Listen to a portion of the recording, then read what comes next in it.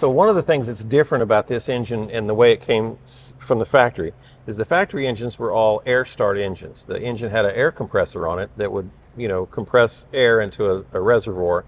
And then when you wanted to start the engine, you actually opened a valve and it blew air to the cylinders in the firing order sequence and caused the cylinders or caused the pistons to move and move the propeller. And then you turn the ignition system on and it started.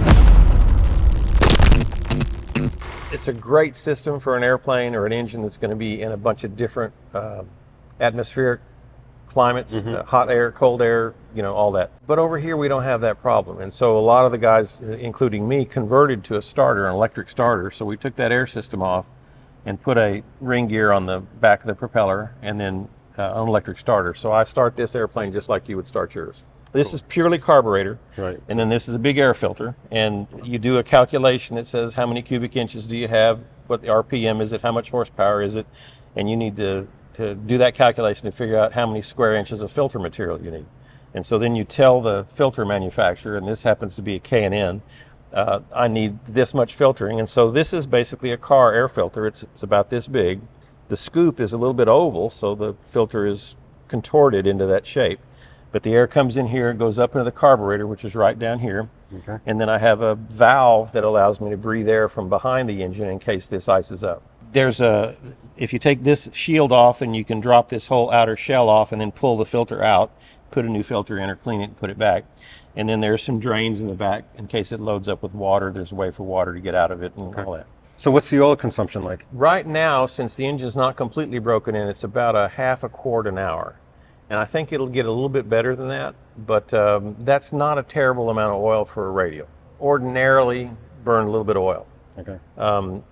Part of that problem or that characteristic causes oil to settle in the lower cylinders once you shut the engine down. So since there are 3 cylinders essentially aiming down to the ground, then they may fill up with oil. And if you try to run the engine with that oil in there, oil's not compressible.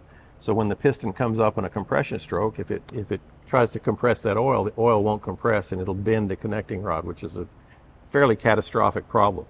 So what all of us do with these engines is we pull the propeller through I was just going to ask many you that. times. I pull it through 21 times, which is more than you have to, but What are the suggestion to pull? probably 9 times. Okay. So I'm a belt and suspenders kind of guy.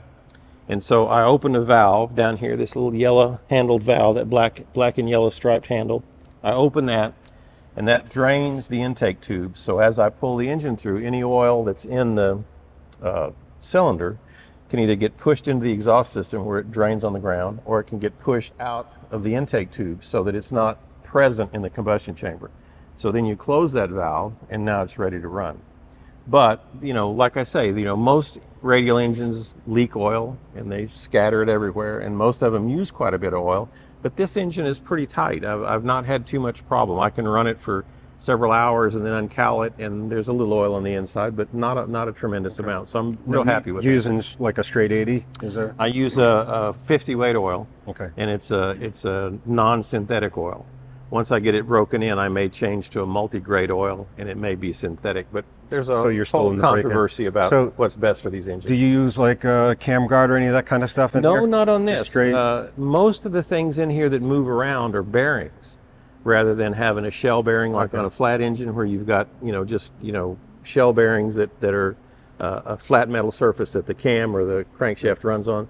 Almost everything in these engines is either a roller bearing or a ball bearing, so it's a much more robust construction method. Okay. On an engine like this, do you have like baffles and all that too to try to see? Yeah, if you look between the cylinders, since the cylinders are slanted out like this, then there's a wedge-shaped baffle in between each cylinder, and what that does is it forces the ram air that comes through here from the forward speed of the airplane plus from the propeller.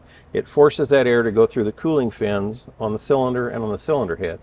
And then that air ends up behind the engine, and then it escapes out these ports where the exhausts come out. So that calculation is all pretty critical, so that the air that you ram into the front of the cowling can actually get out of the cowling just as easily. So you don't want it to hang around behind the engine. You want it to pick up the heat from the steel and metal and aluminum in the engine and take it away.